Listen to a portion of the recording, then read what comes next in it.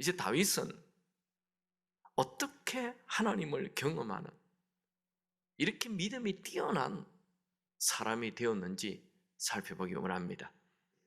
다윗은 그의 삶 자체가 항상 찬양하는 삶이었습니다. 그는 목동으로 들판에서 양을 치며 있을 때도 찬양했어요. 시편 23편은 목동으로 있을 때 쓴 시입니다. 그는 어릴 때부터 하프를 치며 찬양했습니다. 그는 사울 왕을 피해 블레셋 왕으로 도망가기 훨씬 이전에 골리앗을 죽이고 곧바로 사울 왕의 딸 미갈 공주와 결혼한 후에 잠을 자는 도중에 사울 왕이 그를 죽이려 할 때 그 미갈 공주가 창문을 열고 도망가라 해서 도망을 가게 됐죠. 그때 그가 쓴 시가 시편 59편입니다. 시편 59편에 보면 그는 이렇게 고백합니다.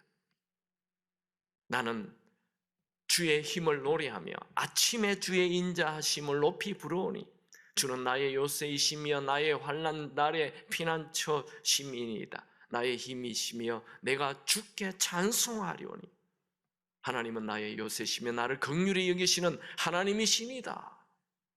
다윗은 고난이 연속되는 시간이지만 아침마다 주는 나의 요새시며 나의 피난처라고 찬송하였습니다. 다윗은 사울 왕을 피해 돌로 산으로 동굴로 숨고 죽을 것 같은 밤을 보내고도 아침이 되면 기쁨이 온다 고백하죠. 시편 30편 5절에 저녁에는 울음이 깃들지라도 아침에는 기쁨이 오리로다. 다윗은 블레셋에서 나와서 다시 이스라엘로 돌아옵니다. 그는 이스라엘 예루살렘으로 못 가지만 그 사해바다 근처 들로 산으로 동굴로 숨어 다니고 있었어요. 그것을 사울 왕이 알게 됩니다. 아, 다윗이 다시 이스라엘로 왔다라는 것을 알고 군사 3,000명을 끌고 이 다윗을 죽이러 옵니다. 꼼짝없이 죽는 거죠. 3,000명이 다 뒤지면 잡히는 거죠. 그때 다윗은 또 찬양합니다. 그때 쓴 시가 시편 57편인데 7절에 보면 하나님이여 내 마음이 확정되고사니 내가 노래하고 찬송하리다. 그는 고난이 올수록 찬송, 위기가 닥칠수록 찬송합니다. 다윗은 어떤 사람입니까? 찬양하는 사람입니다. 이런 하나님을 찬양하는 그 찬양, 하나님이 그 다윗의 믿음을 보시고 그를 언제나 살려줍니다. 도와주십니다. 여러분, 생각지도 않는 고난 속에 있습니까? 하루도 아니고 몇 달도 아니고 10년이 넘도록 계속 고난 속에 있습니까? 아무리 사방을 보아도 회복의 기미가 없고 점점 더 어려움 속으로 들어가는 것 같습니까? 어려우면 어려울수록 그분을 찬양하십시오. 여러분, 마음이 무거울수록 더욱 찬양하십시오. 찬양하면 우울이 사라지고 기쁨이 샘솟게 됩니다.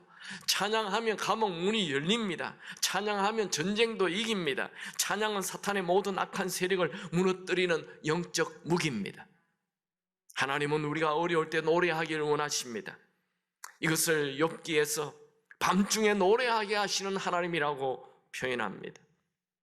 욥기 35장 10절 나를 지으신 하나님이 어디 계시냐 하며 밤에 노래를 주시는 자가 어디 계시냐. 밤에 노래를 주시는 분이 하나님이십니다. 여러분, 낮에 부르는 노래와 밤에 부르는 노래는 다르죠. 밤은 아무것도 보이지 않습니다. 밤은 고독과 외로움입니다. 밤은 고난과 실패와 눈물입니다. 그 깊은 고난의 밤에 부르는 노래는 내 영을 살리고 하나님의 마음을 움직입니다.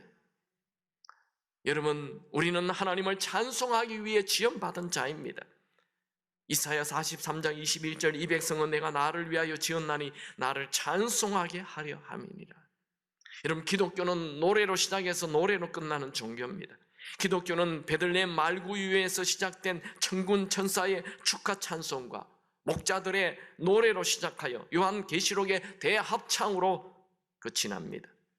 이런 고난 속에 있습니까? 불평하지 말고 감사와 찬송을 하시기 바랍니다. 다윗은 10년에서 15년 정도의 아무런 빛도 없는 깊은 동굴에 갇힌 것과 같은 피난처를 찾아다니는 도망자로 살았습니다. 얼마나 어려웠겠습니까? 10대 후반부터 20대 전체를 나이 30이 되기까지 부모를 떠나 도망자로만 살았습니다. 무엇이 그를 버티게 하였습니까? 무엇이 그의 마음을 지켜주었습니까? 무엇이 그의 모든 상황을 확 바꾸어 주었습니까? 바로 주는 나의 힘이시며 나의 피난처라는 믿음의 찬양이었습니다. 여러분, 기뻐서 찬양하는 게 아닙니다. 찬양하면 기쁨이 생깁니다. 환경이 좋아서 찬양하는 건 아닙니다. 찬양하면 환경이 좋아집니다. 저는 요즘 우리 모두에게 찬양이 필요한 때라고 생각합니다. 전 세계가 코로나로 어렵고 나라가 어렵고 직장도 어렵고 가정도 어렵습니다. 여러분, 어려울수록 아침마다 감사와 찬양을 하시기 바랍니다. 주의 인자는 끝이 없고 주의 자비는 무궁하며 아침마다 새롭고 늘 새로우니 주의 성실이 큼이라. 성실하신 주님. 찬양은 어두운 세력을 떠나가게 합니다. 다윗은 악기를 탈 때 사울 왕 속에 있는 악한 것들이 떠나는 것을 경험하였습니다. 여러분, 앞뒤가 다 꽉 막힌 답답한 상황입니까? 숨쉬기조차 힘든 절망적이고 두려운 상황입니까? 아무도 나를 구해줄 수 없어 보이는 죽을 수밖에 없는 상황입니까? 마음을 정하십시오. 찬양하시기 바랍니다. 찬양을 하면 찬송 중에 거하시는 하나님이 우리에게 임재하십니다. 찬양은 하나님께 드리지만 찬양할 때 그 가사는 또한 내게 믿음을 줍니다. 여러분, 고난이 밀려올 때, 상황이 어려울 때 찬양하십시오. 불평하는 곳에는 사탄이 역사하고 찬양하는 곳에는 성령 하나님께서 역사하십니다. 여러분, 삶이 공고하고 낙심되는 일만 가득하다면 혹시 내 속에 찬송이 사라진 것 아닌가 살펴보십시오. 찬양은 하나님을 경험하게 합니다. 성경은 분명히 말합니다. 하나님을 기뻐하는 자에게는 소원이 이루어진다고. 시편 37편 4절, 또 여호와를 기뻐하라. 그가 내 마음의 소원을 내게 이루어 주시리로다. 불평과 원망은 우리의 상황을 바꿔주지 않습니다. 그러나 하나님 자체를 기뻐하면서 감사와 찬양을 하면 기적이 일어납니다. 다윗은 고난이 오면 올수록, 고난이 깊으면 깊을수록 더욱 찬양했습니다. 이것이 다윗과 우리의 차이점입니다. 여러분, 찬양은 하나님을 신뢰한다는 믿음의 선포입니다. 여러분, 하나님을 경험하기 원한다면 매 순간 찬양하시기 바랍니다. 두 번째로 다윗은 고난 속에서 기도하였습니다. 시편 34장 4편 4절에서 6절 같이 읽습니다. 내가 여호와께 간구하매 내게 응답하시고 내 모든 두려움에서 나를 건지셨도다. 그들이 주를 앙망하고 광채를 내었으니 그들의 얼굴은 부끄럽지 아니하리로다. 이 공고한 자가 부르짖음에 여호와께서 들으시고 그의 모든 환난에서 구원하셨도다. 다윗은 사울 왕을 피해 돌로 산으로 동굴로 도망 다닐 때 계속 기도했습니다. 다윗은 블레셋 왕에게 끌려갈 때 부르짖으며 기도하였습니다. 다윗은 하나님께 기도하면 두려움이 떠나간다는 걸 알았습니다. 다윗은 하나님을 바라보는 자의 얼굴에 빛이 나고 부끄러움을 당하지 않는다라고 고백하고 있습니다. 기도는 하나님의 빛이 내 마음에 들어오게 하는 것입니다. 무엇보다 부르짖는 기도는 모든 환난에서 우리를 건져주십니다. 7절을 봅니다. 여호와의 천사가 주를 경외하는 자를 둘러 진치고 그를 건지시는도다. 여러분, 우리가 하나님을 경외한다, 하나님을 내 삶의 중심에 모신다는 거죠. 그렇게 하면 천군 천사가 진을 치고 우리를 보호해 주십니다. 8절을 봅니다. 너희는 여호와의 선하심을 맛보아 알지어다. 그에게 피하는 자는 복이 있도다. 여러분, 하나님을 경험할 수 있는 최고의 방법은 고난 속에서 기도로 하나님을 경험하는 것입니다. 아이스크림은 아무리 설명해도 설명이 안 됩니다. 먹어봐야 합니다. 맛을 봐야 하는 거죠. 여러분, 하나님이 좋은 분이라는 거 아무리 설명해도 설명이 안 돼요. 안 보이는데요. 하나님이 좋은 분이라는 걸 어떻게 설명합니까? 설명 못합니다. 그러면 어떻게 알죠? 이게 나와 있잖아요. 하나님의 선하심을 맛보아 알지어다. 하나님의 선하심을 맛봐야 돼요. 이건 하나님의 선하심을 경험해야 된다는 말입니다. 여러분, 기독교는 체험의 종교예요. 하나님을 체험하지 않으면 절대로 큰 믿음 생기지 않습니다.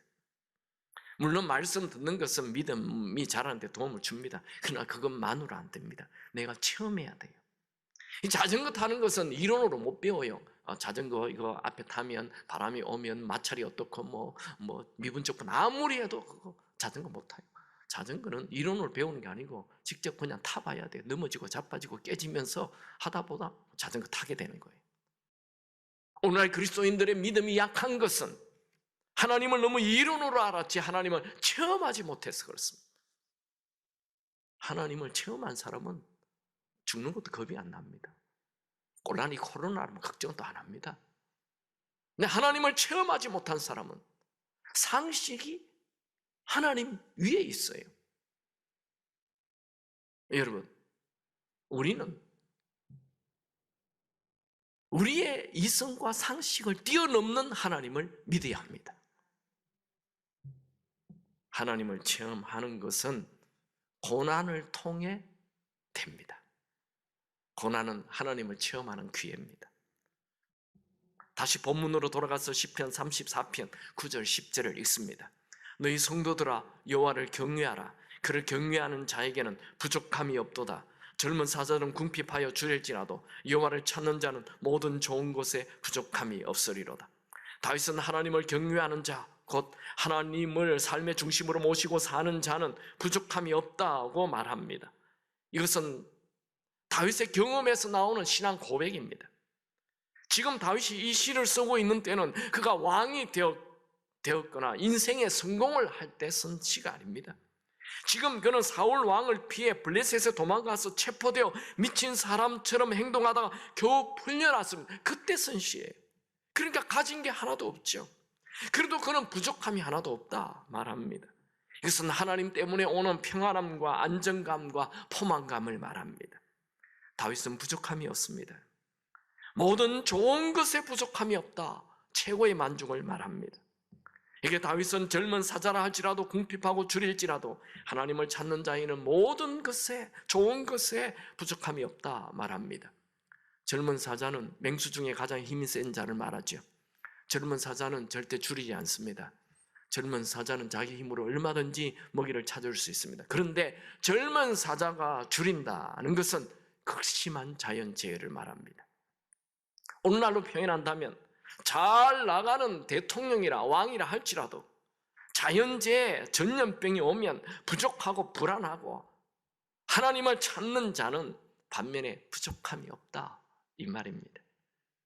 우리의 참 만족은 하나님에게서 옵니다. 여러분에게도 이런 모든 좋은 것에 부족함이 없는 참 만족이 있기를 축원합니다. 다윗은 시편 34편을 기록하면서 보통 시와는 달리 20절이 조금 넘게 길게 기록합니다. 보통 10절 정도인데 20절이 넘도록. 그만큼 다윗은 하나님을 붙잡는 사람, 기도하는 자에게는 은혜가 있다, 하나님의 응답이 있다라는 걸 얘기하는 거예요. 15절을 봅니다. 여호와의 눈은 의인을 향하시고 그의 귀는 그들의 부르짖음에 기울이시는도다. 여러분, 하나님의 눈은 기도하는 자에게 있고 하나님의 귀는 성도들의 부르짖음에 있습니다. 여러분, 우리는 때때로 기도를 해도 하나님이 응답하지 않는다 섣불리 결정을 하고 기도를 멈추는 자들이 있죠. 그때 믿음이 필요합니다. 의인이라는 것은 하나님을 믿는 자가 의인입니다. 하나님은 의인의 기도를 들으신다 말합니다. 그것은 포기할 순간에 믿음으로 기도해야 할 것을 말합니다. 믿음의 기도는 연약한 우리를 전능하신 하나님과 연결시켜 줍니다. 우리가 믿음으로 기도하기 시작할 때 하나님은 일하기 시작합니다. 17절 읽습니다. 의인이 부르짖음에 여호와께서 들으시고 그들의 모든 환난에서 건지셨도다. 여러분, 하나님을 믿고 계속 기도하시기 바랍니다. 하나님은 우리의 기도를 들으십니다. 다윗은 계속 똑같은 말을 하고 있습니다. 이것은 믿음으로 기도하고 부르짖으면 하나님께서 들으시고 응답하신다는 다윗의 확신입니다. 여러분, 어렵습니까? 지금 고난 속에 있습니까? 마음이 상했습니까? 그때 하나님이 멀리 계시는 것 같다라고 얘기하지 마시고 하나님이 가까이 계신다라고 얘기하고 믿음으로 기도하시기 바랍니다. 18절을 읽습니다. 여호와는 마음이 상한 자를 가까이 하시고 중심으로 통회하는 자를 구원하시는도다. 여러분, 잊지 마십시오. 여러분이 고난 속에 있을 때 하나님 여러분 가까이 계십니다. 다윗은 똑같은 말을 계속 되풀이합니다. 19절을 읽습니다. 의인은 고난이 많으나 여호와께서 그의 모든 고난에서 건지시는도다. 여러분, 우리가 믿음으로 산다고 고난이 없는 것 아닙니다. 고난이 있지만 우리는 혼자가 아닙니다. 그 고난은 하나님을 경험하는 기회가 되고 그 고난은 더 큰 믿음을 가지게 만들어 줍니다. 20절을 읽습니다.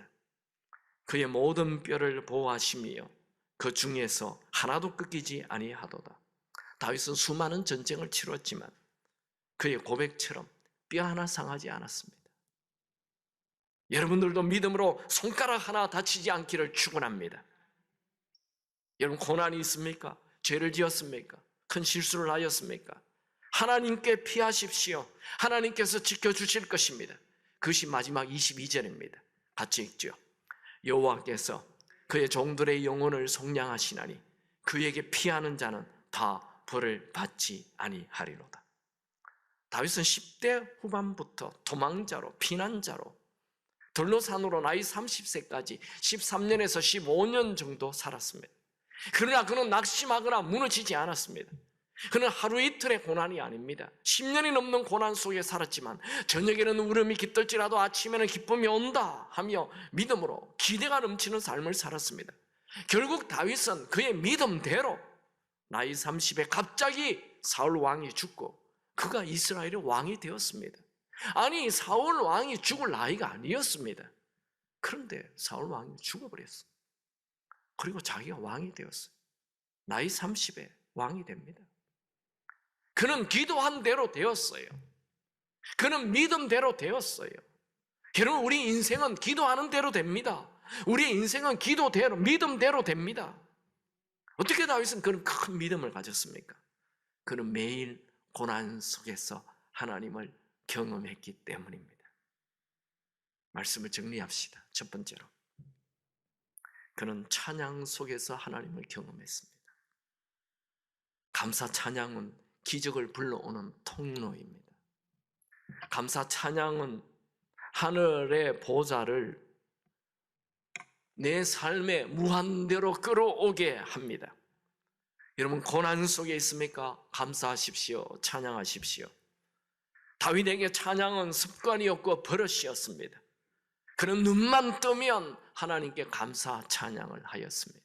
두 번째로, 그는 무슨 일을 만나든지 믿음으로 기도했습니다. 다윗은 하나님은 멀리 계시는 하나님이 아니었습니다.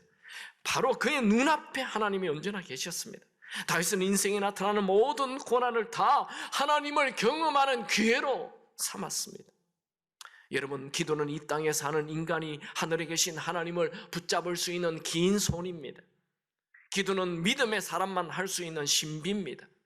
5만 번의 기도에 응답을 받았던 조지 뮬러는 이 세상에 빈곤은 없다, 오로지 기도에 빈곤만 있을 뿐이다 라는 유명한 말을 하였습니다. 여러분, 기도하는 자는 망하지 않습니다. 기도하는 자는 부족함이 없습니다. 기도하는 자는 모든 좋은 곳에 부족함이 없습니다. 다윗에게는 10년이 넘는 광야 길을 절망으로 지옥처럼 산 것이 아니라 기도로 하나님의 손을 붙잡고 그렇기 때문에 매일 그분을 경험하는 그 길이 즐거운 광야 투어였고 행복한 추억이었고 시를 쓸 수 있는 기회였습니다. 다윗이 이 시를 쓸 때 나이가 얼마였을까요? 여러분들은 그냥 이 시편 34편을 나이 한 50, 60, 70 나이 지긋이 먹고 인생 많이 살고 선시로 알고 있죠. 근데 제목이 나와 있잖아요. 아비멜렉에게 미친 척할 때 선시라고. 그러니까 그의 나이가, 그가 기름 부음 받을 때 나이가 16세에서 17세 사이입니다. 그리고 골리앗을 곧 죽이죠. 그리고 17세, 18세 결혼합니다. 그리고 5년 정도 도망을 다니다가 지금 이 블레셋에 가서 왕 앞에 미친 척했어요. 그러니까 그의 나이를 아무리 많이 쳐도 25세가 되지 않습니다.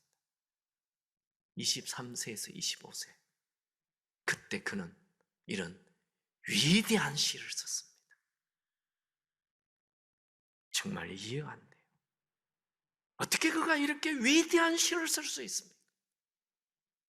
그는 누구보다도 하나님을 많이 체험했기 때문에 그렇습니다. 다윗은 그가 기도한 대로, 그가 믿음으로 말한 대로 다 이루어졌습니다. 그는 정말 왕이 되었고 정말 아무 부족함이 없는 삶을 살게 되었습니다.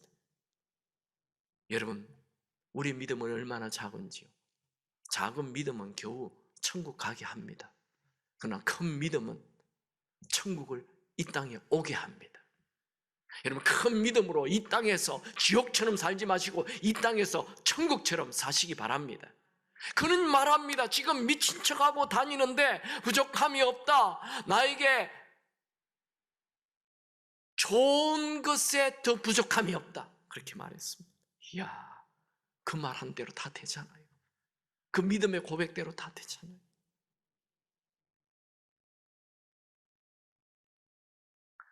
여러분, 겨우 주일날 한번 교회만 다니는 이런 썬데이 크리스찬 되지 마시고 매 순간 기도로 하나님을 경험하여 큰 믿음의 사람이 되기 바랍니다. 미국 독립전쟁 당시 유럽에서 온 두 사람이 조지 워싱턴에 대해서 이야기했습니다. 이번 전쟁에는 누가 이길 것 같은가? 한 사람이 워싱턴이 반드시 이길 것 같은데, 아니, 어떻게 그런 확신이 생겼는가? 얼마 전 추운 겨울날 조지 워싱턴이 이끄는 부대 부근을 지나는데 숲속에서 누군가 말하는 소리가 있어 가까이 가보았더니 워싱턴이 눈 덮인 땅에 얼굴을 대고 기도를 하고 있었지. 나는 그때 워싱턴이 반드시 승리하리라는 확신이 들었네. 정말 그 사람 말대로 워싱턴이 큰 승리를 하였습니다. 여러분 인생에 나타난 모든 고난의 시간을 기도로 하나님의 선하심을 맛보아 알 수 있는 기회가 되게 하십시오. 여러분, 기도보다 위대한 것은 없습니다. 하나님 앞에 서기만 하면 그 어떤 문제도 하찮은 것이 될 것입니다. 여러분의 전 인생을 감사와 찬송으로, 기도로 하나님을 경험하는 기회로 삼으시기 바랍니다. 하나님은 언제나 선하신 분이십니다. 하나님은 언제나 옳습니다. 하나님은 언제나 정확하십니다. 다윗과 우리의 차이가 뭘까요? 입술이 달랐습니다. 말이 달랐습니다. 기도가 달랐습니다. 저는 여러분들도 입술에 찬양이 넘치고 비록 고난 속에 있지만 부족함이 없다. 하나님에게 나가는 사람은 부족함이 없다. 이렇게 말할 수 있게 되기 바랍니다. 지금 참 어렵죠? 힘들죠? 이것은 하나님을 경험하는 기회입니다.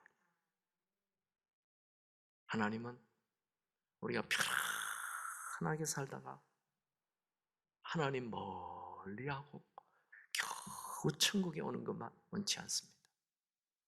고난 속에 있더라도 하나님의 손을 딱 붙잡고 하나님을 가까이 하고 믿음으로 살다가 천국에 오길 원하십니다. 생명의 말씀으로 나를 세우사 주의 길 예비케 하소서.